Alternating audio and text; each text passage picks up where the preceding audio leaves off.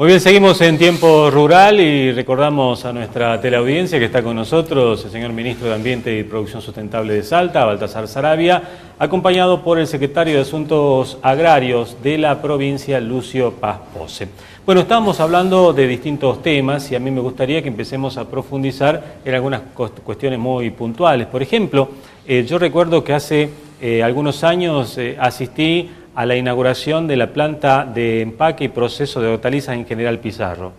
Pasó un año y volví a la inauguración de la misma planta. Y pasó otro año y pasé por ahí y todavía no funcionaba la planta. Entonces, ¿cuál es el tema? Esa es la pregunta que le quiero hacer justamente a Lucio Paz Pose, ¿no? 3 años de la primera inauguración, 2 inauguraciones y todavía no procesa. ¿Qué pasó con esa planta? La verdad que yo entendía que habíamos hecho una inauguración, después sí hubo una visita oficial a la planta y se inauguraron otras obras desde la planta. Así que era una inauguración y se inauguraron otras obras. Lo que pasó allí fue que nosotros cuando empezamos dentro de la lógica participativa a identificar cuáles son las prioridades de obras, surgió que para el sector hortícola era muy importante trabajar en una planta de empaque para mejorar la presencia, poder llevar desde las zonas hortícolas de la provincia de Salta a distintos puntos del país y tener toda la tecnología de presentación de los productos que permiten una mejor comercialización. En aquel momento, y como todo, nosotros buscamos que los productores que participan tiendan a organizarse. Si bien pueden tener asociaciones, ya cuando hablamos de lo comercial es importante que constituyan cooperativas. Puntualmente en Pizarro lo que pasó fue que hubieron internas políticas dentro de la cooperativa que se iba a hacer cargo de la planta y terminó haciéndose cargo de la planta el municipio. Nosotros le dimos la asistencia técnica, puso un gerente de la planta que también desde el Ministerio de Agricultura se lo estuvo supervisando, desde el INTA, porque hubieron muchas instituciones que colaboramos para que la planta pueda estar en funcionamiento y finalmente logramos que trabaje la planta. Hoy seguimos asistiéndolo al municipio, que es el encargado, se está constituyendo una nueva cooperativa, porque la verdad que lamentablemente surgió eso, ¿no? Que también uno ve que cuando genera acciones, que por ahí no hay confianza en que el Estado llegue con obras concretas y puntuales como esta, se arman las internas políticas. Hoy está funcionando con este gerente nuevo de la planta, renunció uno, ahora estaban buscando un nuevo ingeniero agrónomo que le iba a tomar. Este año tuvieron grandes pérdidas en el sector de tomate puntualmente, porque no solamente fueron las heladas, también tuvieron problemas de fusarium, pero lo estamos asesorando en la parte agronómica y ya se le está dando forma a la nueva cooperativa, así que esperamos que en el 2014 ya finalmente se pueda firmar el convenio para que la cooperativa se haga cargo y que es un poco el origen que tuvo y esa era la forma que nosotros esperábamos, que todos los productores que allí trabajaron con muchísimo sacrificio puedan ser los dueños verdaderos de esta planta. Y nosotros seguirlos acompañando en todo lo que sea necesario para que tenga el óptimo funcionamiento. Sí vamos a firmar un nuevo convenio con el municipio o con la cooperativa si ya está constituida para que puedan poner una planta, una cámara frigorífica y también darle una mejor tecnología y también para que tengan un medio de transporte. Así que ya prácticamente estaría durante el 2014 con todo para que funcione correctamente. Bueno, de Anta pasemos a Cafayate y ahí la otra consulta. Allí una bodega comunitaria que efectivamente se concretó, que está en manos de los pequeños productores y que está funcionando y que le ha resuelto el problema a muchos pequeños productores que tienen su propia marca, que es Trasoles. Y también otra bodega comunitaria que también el gobierno de la provincia se comprometió a ejecutar. ¿Cómo está la situación allí?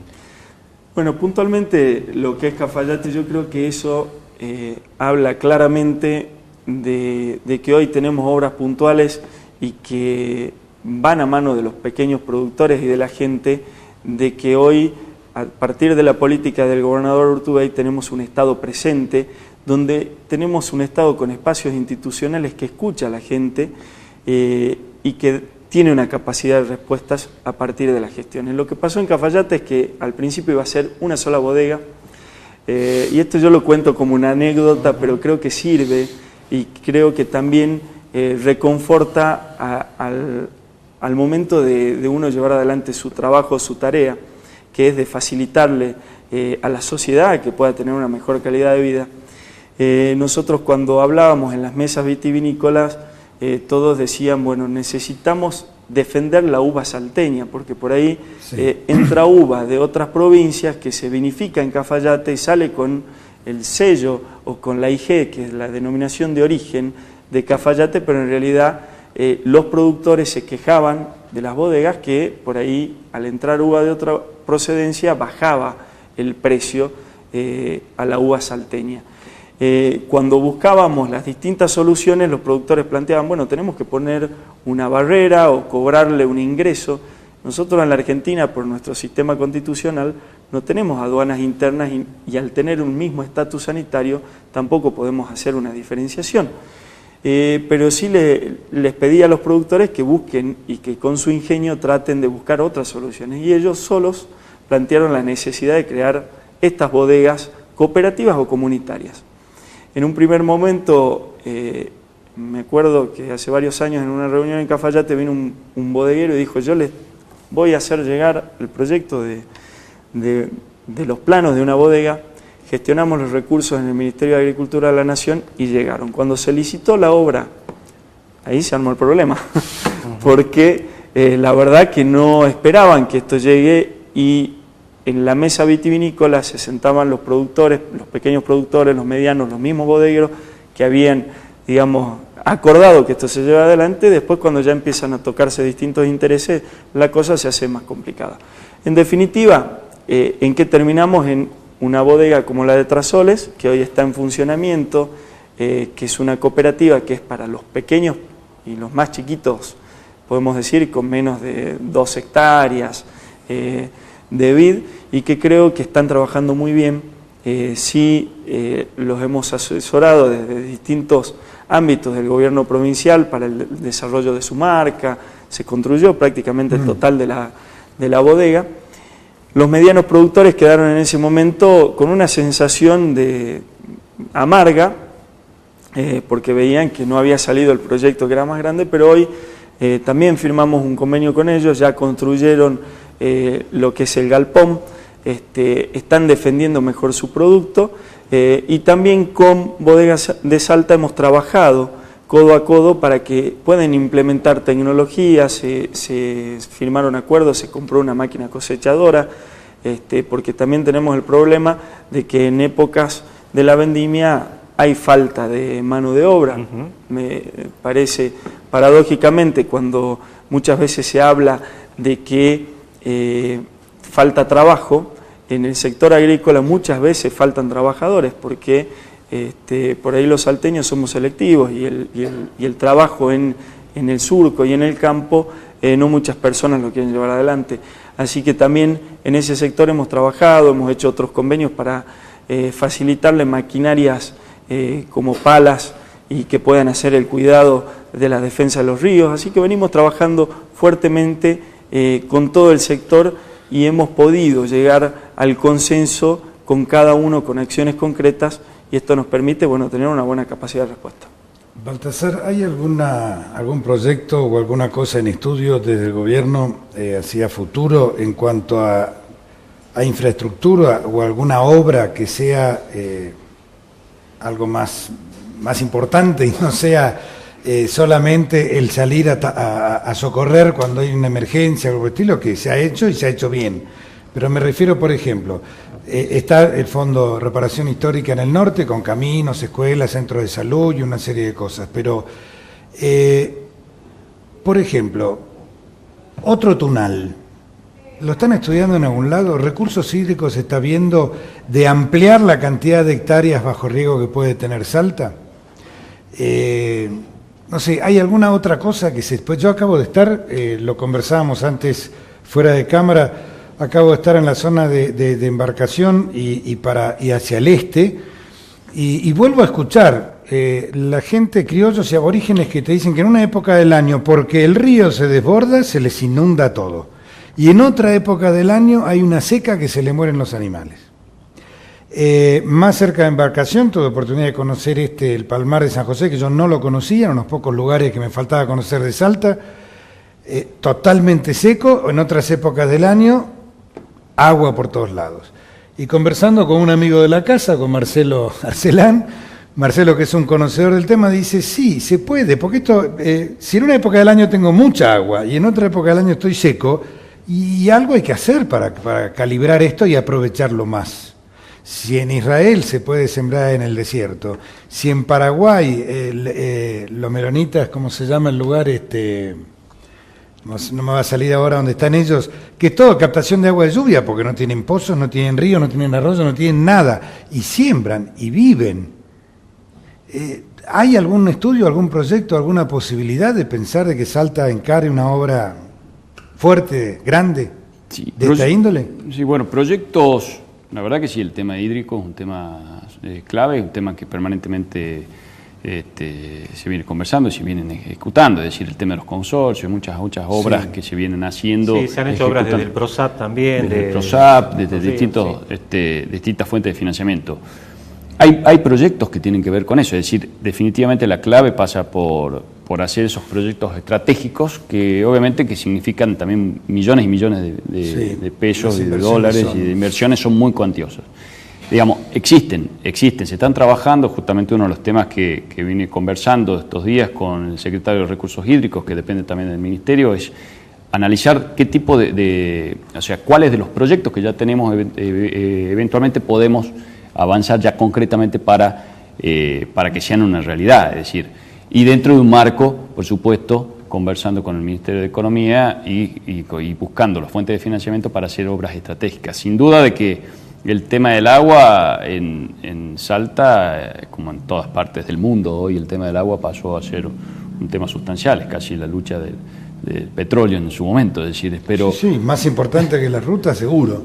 Pero sin duda de que Salta tiene un gran potencial, tiene recursos por todos lados, pero quizá el tema de las captaciones, los diques de contención, es decir, todo ese tipo de cuestiones estratégicas son las que vamos a analizarlo con la gente de recursos hídricos para eventualmente de poder concretar alguna de ellas.